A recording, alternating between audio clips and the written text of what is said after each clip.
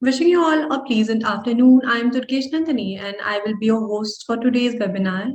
And on the behalf of DG Saksham, let me send you my hearty greetings to all of you for attending today and thank you for being here. Let me introduce you to the organization first.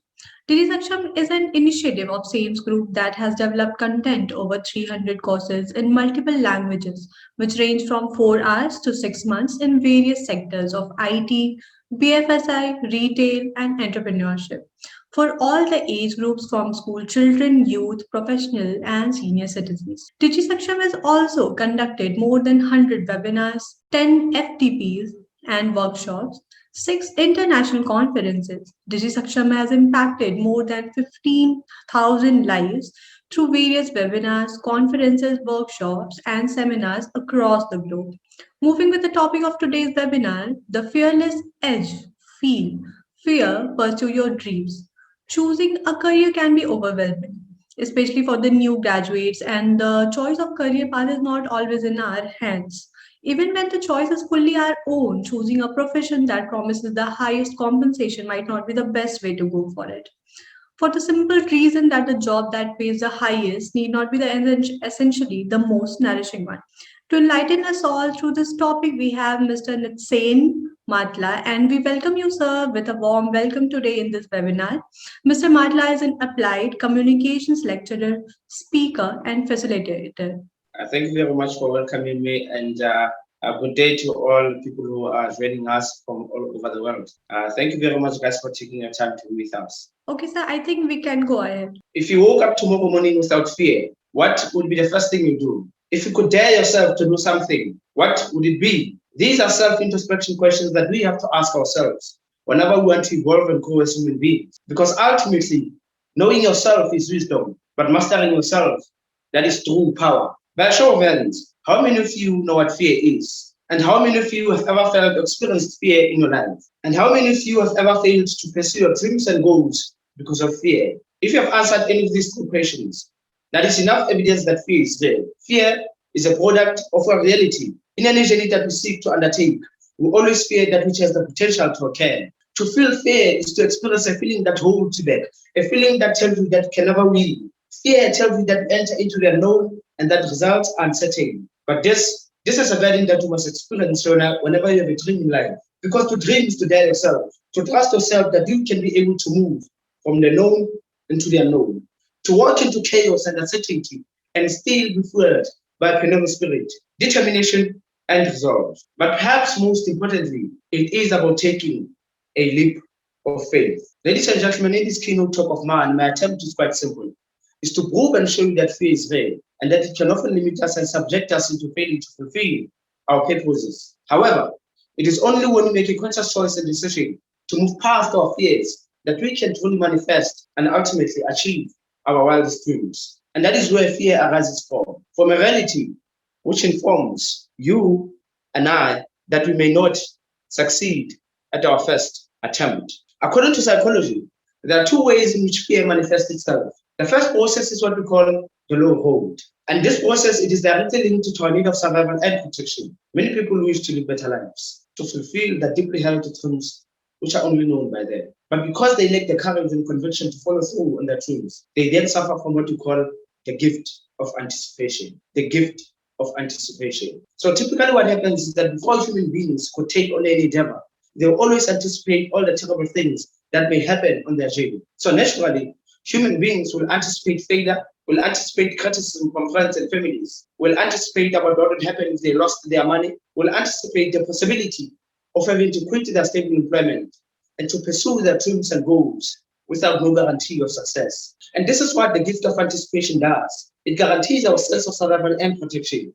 It gives us a sense of peace. But in actual fact, what it does, ladies and gentlemen, is that it confines us within our comfort zone. And hence, too many people will never be able to achieve their wildest dreams because of the gift of anticipation. And many people suffer from that, the gift of anticipation. The second process, ladies and gentlemen, is what we call the high road. Now, this process takes more time and delivers a precise interpretation of events. If we can learn to master this process, it is my fundamental contention and belief that we can be able to overcome our fears and ultimately achieve our wildest dreams. But here's the thing about the high road, ladies and gentlemen.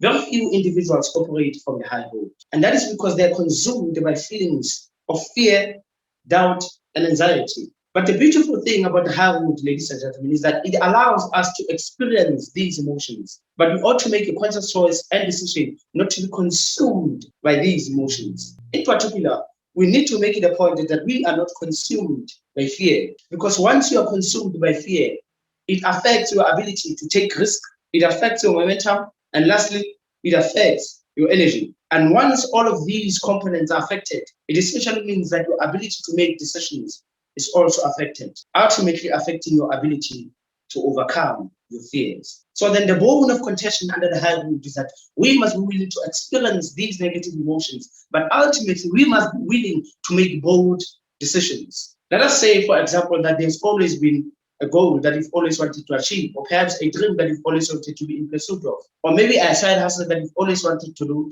that will supplement your existing income. Therefore, what the higher root relays of you is that firstly, you must acknowledge all these negative emotions that you are going through, such as doubt, being fearful, and anxiety. And secondly, what you must do, you must be willing and prepared to plan and strategize on how you're going to be in pursuit of either a goal or a dream. And then lastly, which is the most important part, is that you must be willing to take bold decisions. And that is how you'll be able to navigate your ways through your fears. And subsequently, you will find yourself operating from the high road. And this is where not many people are thriving in. Very few individuals who are courageous enough will be able to operate under the high road. And if you can plan, strategize, and take bold decisions, you will be able to operate under the high road and ultimately be able to overcome your fears. Ladies and gentlemen, I want to share with you a particular story about my life.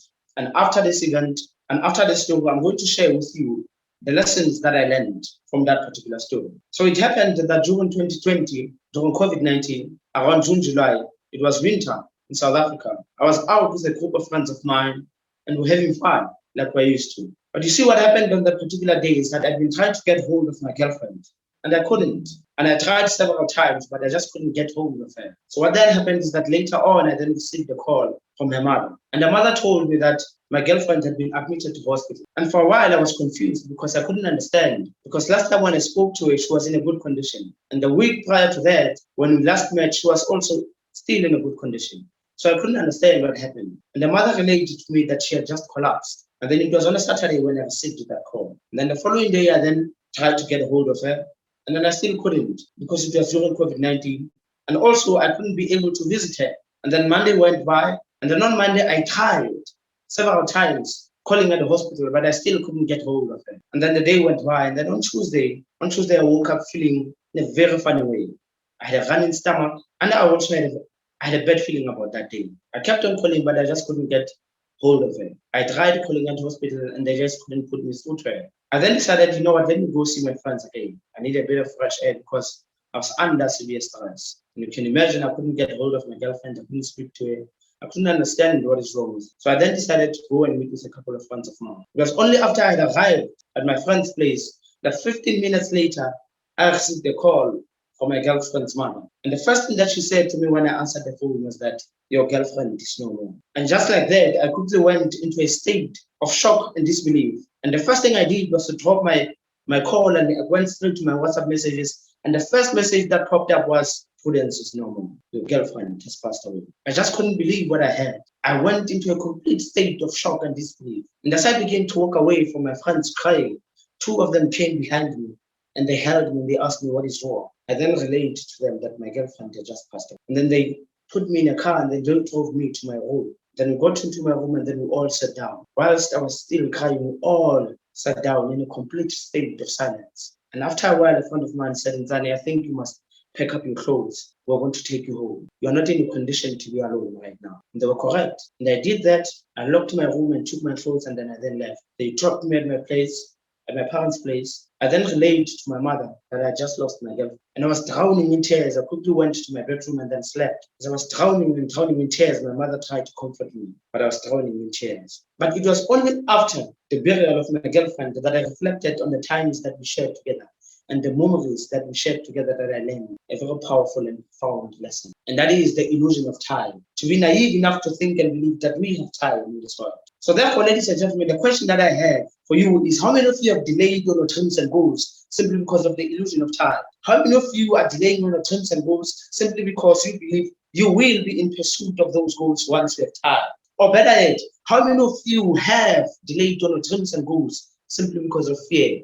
And that you think that once you have developed enough courage, you will begin to be in pursuit of your dreams. I'm here to remind you that time is a gift and not something that we're entitled to. And that if there is a specific goal or dream that you're busy putting off simply because you believe you have time, the reality check is that you are lying to yourself. The best and precious moments that we have are in the present and not in the future. And the worst regret that you could ever be faced with, ladies and gentlemen, is that 10 years from now on, when you reflect back into your life, when you conduct your life's audit and then you ask yourself, have I amounted to the true potential that I know I'm capable of fulfilling? And the answer is a resounding no.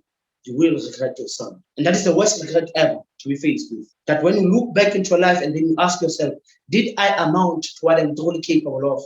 And the answer is no. That is the worst regret you could ever face. And here's another lesson that I learned.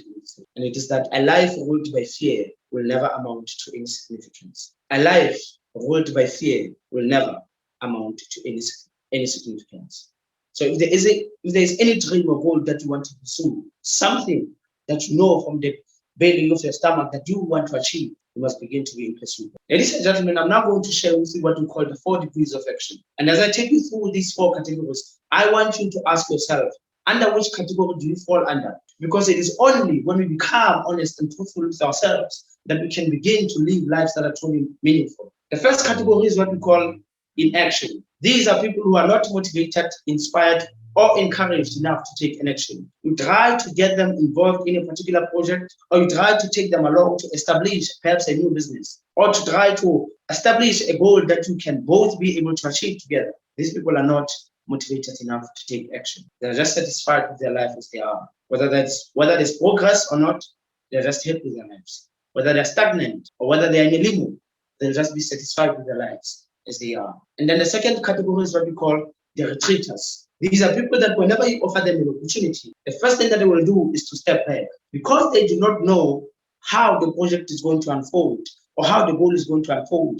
They will always resort to stepping back. They will only commit themselves once they have seen the outcome that is made by somebody else. So they would rather let somebody commit themselves and then see the outcome afterwards and then commit themselves. It is also important to note that the people who are retreaters, they suffer from a phenomenon of the fear of success. So these people know what they're truly capable of. They are fully aware of their skills, their talents, and their potential. But because they do not believe that they are worthy enough of success, they then always retreat back. And then the third category of action is what we call normal levels of action. Normal levels of action. So people who operate under this category, ladies and gentlemen, are pretty much average in their approaches. They're comfortable and steady in their lives. They've done relatively well for themselves.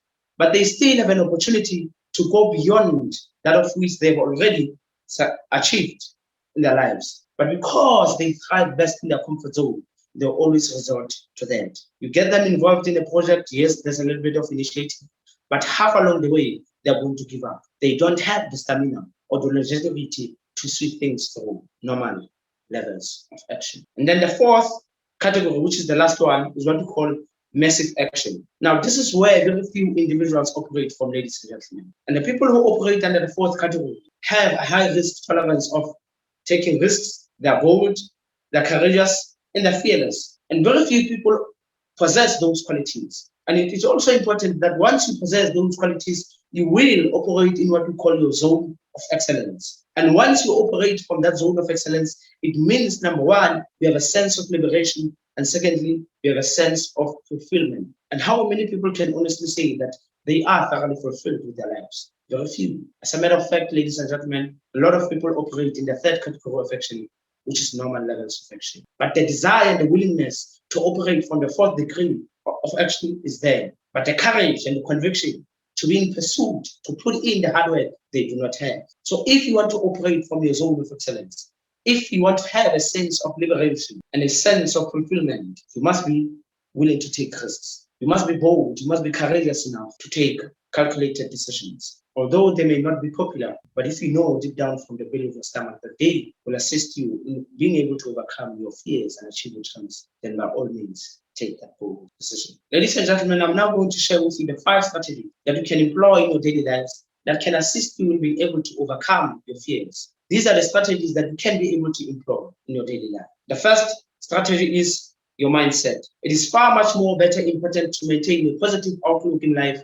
than a negative one. The conditions, the timing will not be on your side, but a positive attitude will help you withstand all of the life's challenges. And then the second strategy is what we call seek advices. In whatever journey that you are going to find yourself, it is far much more important to identify people who have traveled the journey before you. And and the perspectives and the advices that are going to give you will assist you in all of the pitfalls that you're going to face in your journey. Let us say, for example, perhaps maybe you want to go into entrepreneurship or any career that you would like to see yourself thrive in. So the best thing that you must do is to find people who have been in that industry for a relatively long time. You approach them, you tell them your intentions, and then you tell them that you would like to be guided by them. And I can guarantee you, all of the perspectives, the advices, the experiences that they've gathered all along the way will help you navigate your way into success and ultimately to the top. And then the third strategy is what we call assess potential results. Hasty actions without consideration is very dangerous. Therefore,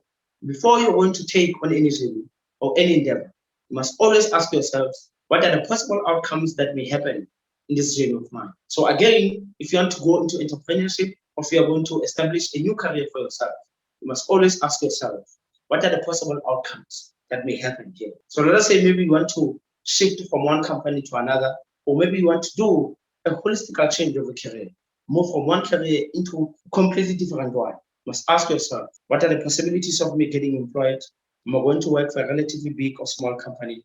These perspectives will enable you to be able to assess all of those outcomes and how you'll be able to mitigate and navigate your way around them. And then the fourth strategy is contingency planning. Now, this is the worst case scenario. Should things not go according to plan, and in most cases, they will, what is the backup plan that we have? And it is extremely important to note that a contingency plan doesn't mean you deviate away from the initial goal. It simply means that you now devise a new plan, or you now have a backup plan that will help you arrive at the initial goal that you have. Things are not always going to go according to plan. COVID-19 just proved that to us. Perhaps some of you might have goals that you wanted to achieve in that particular area, but because COVID-19 came up, you had to devise your ways.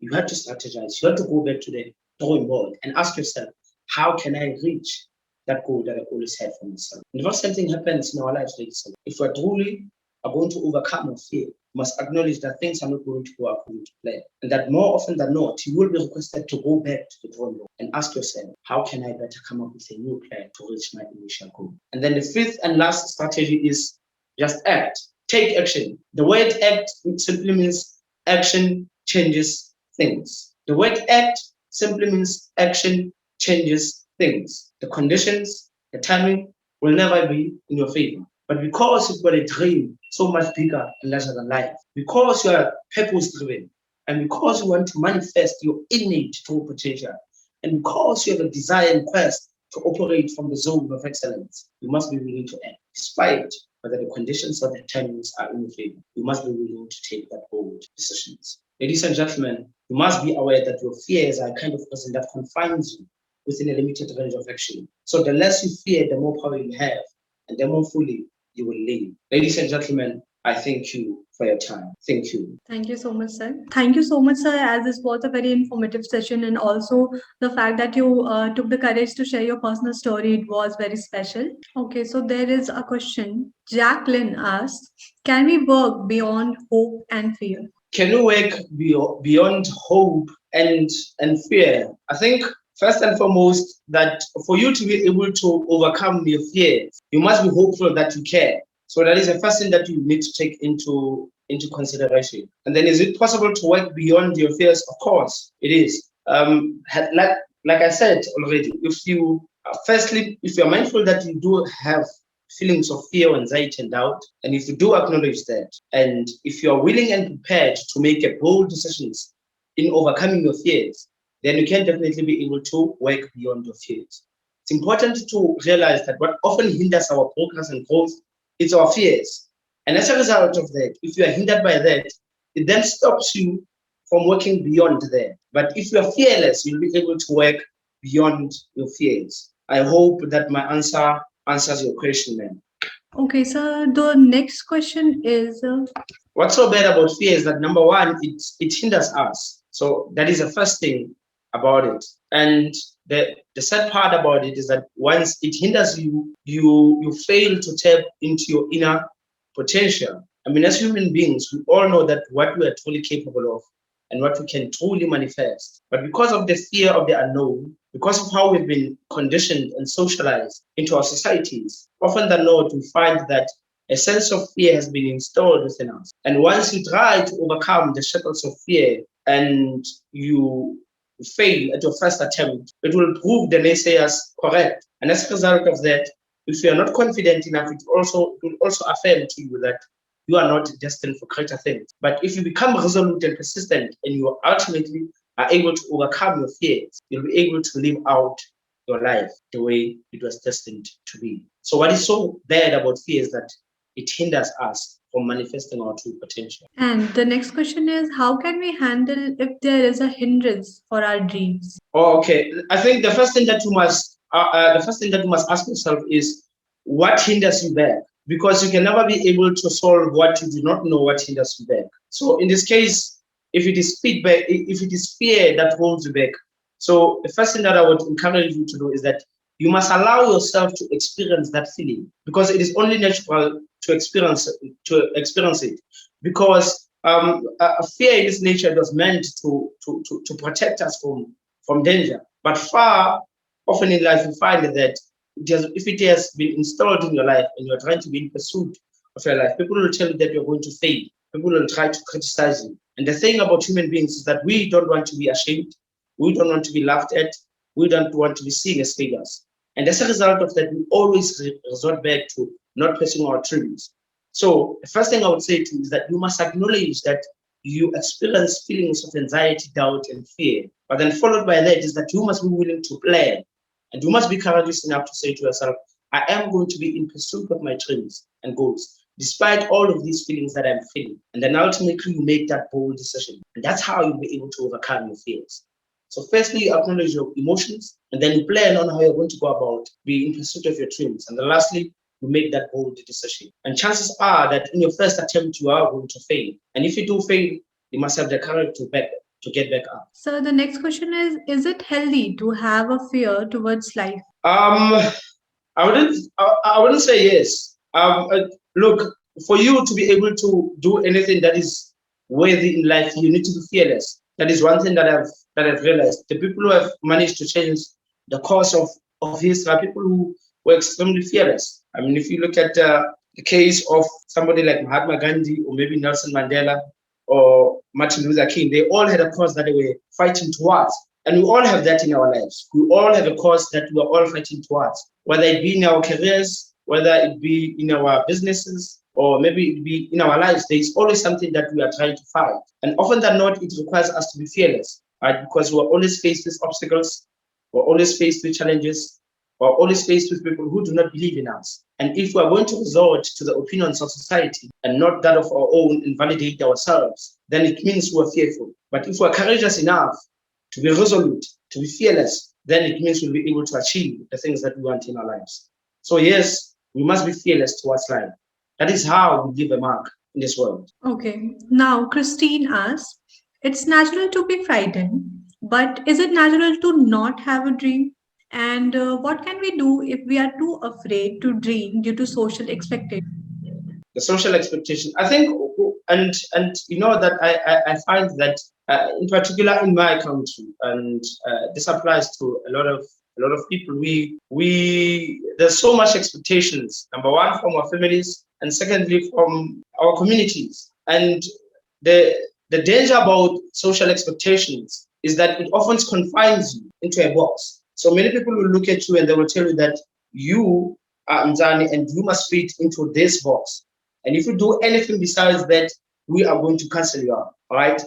And I'll go back to my previous point that for you to truly leave a mark in this world, you've got to be willing to move out of your comfort zone, and you must be willing to disappoint people, even if it means you must disappoint societies or the communities that you come from. Because like I said earlier on, the worst regret ever is that when you reflect back into your life, you realize that you did not amount to what you are truly capable of. And if you always wanted to please society, and as a result of that, you find yourself fitting in a particular box, even though you know that you are not, essentially, you can do bigger things than being just in this square box.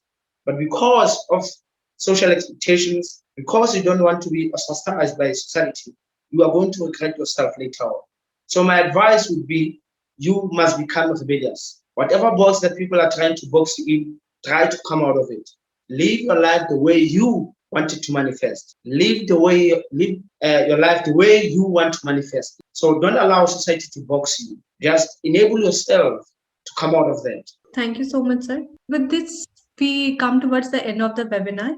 And thank you so much, Mr. Matla.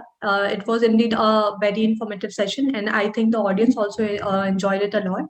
And now, thank you to the lovely audience who made their presence today. Do follow us on the social media links with the hashtags DigiSaksham with your e-certificates when you receive them. And thank you, sir, for this session. It was truly a very informative session, as well as I think it will inspire our audience in a lot of ways. Thank you so much.